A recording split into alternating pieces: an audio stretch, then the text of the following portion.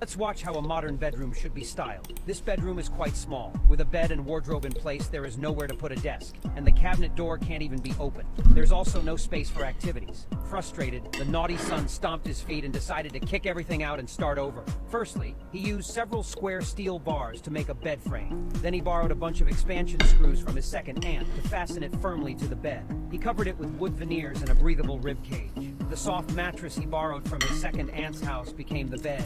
Used 2 wooden boxes as steps to store his smelly socks and underwear. Make a ceiling wardrobe above to hang all his clothes. Add a side extension seat bench wall cabinet to increase storage space. It's more comfortable to sleep with a soft bag against the wall. Install a beautiful wooden molding closing table. Dig a hole in the wall and cover it with wood veneer. Place a socket switch by the bedside for convenience. It can also serve as a bedside table. Such beds are firm and won't bump into each other. He will have no problem sleeping on it until he marries a wife. Remember to install an iron guardrail to prevent him from rolling down while sleeping. The height under the bed is 1.5 meters, so there's no risk of hitting his head. Make a storage cabinet under the stairs for quilts that haven't been used in ages and large suitcases. Install a clothes rail outside to hang all the out-of-season clothes. Install gauze curtains for an environmentally friendly and beautiful look. Create a wall full of bookcases next to it. Add a low cabinet with side drawers to store all his favorite toys, and put soft cushions on top to create a leisure reading area. Extend the area by the window to make a suspended desk for storing small tools. Extend the countertop to the windowsill to make it spacious enough for school supply, creating a functional desk. When he gets tired of reading and writing, he can change his posture and read a book. Every day, he'll open it and immerse his heart in the ocean of knowledge. Place a small blackboard next to it to memorize word formulas. The room is small and needs good ventilation, so remember to install a small ceiling fan. The key is that there's a wide activity area for the child under the bed.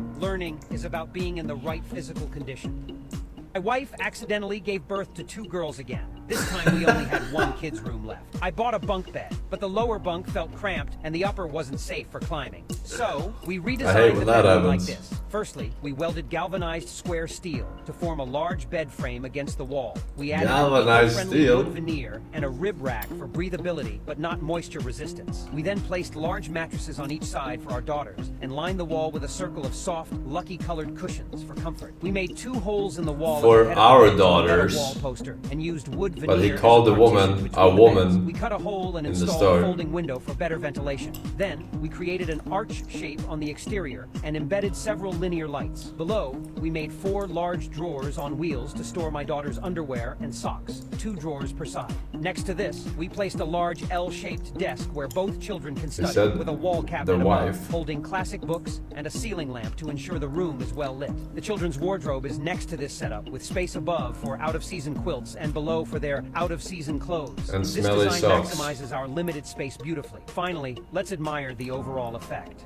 This wife accidentally gave birth to 3 sons, and they only have 1 room in the house that fits just a bed, a wardrobe, and a bedside table. With 3 energetic boys, things quickly turned chaotic as they went into demolition mode. Frustrated by the constant mess, the wife decided it was time for a change. First, the whole family worked together to push the outer wall to the middle and then built a bed frame using galvanized square steel, spaced 1 meter apart vertically. They firmly attached it to the wall with expansion screws and covered it with eco-friendly solid wood panels and a breathable ribcage.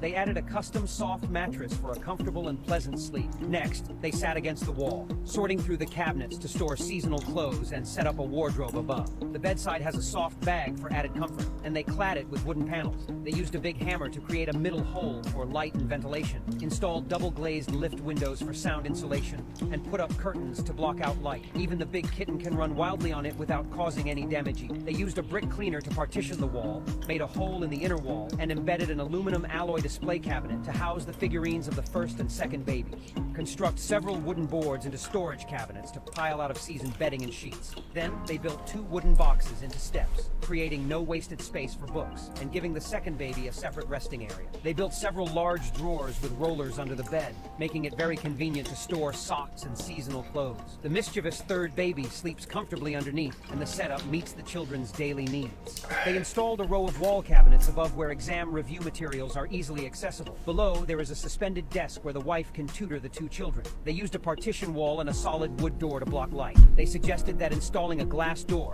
which is both transparent and opaque, would look good. They constructed the bed frame using galvanized square steel. Okay, I get it.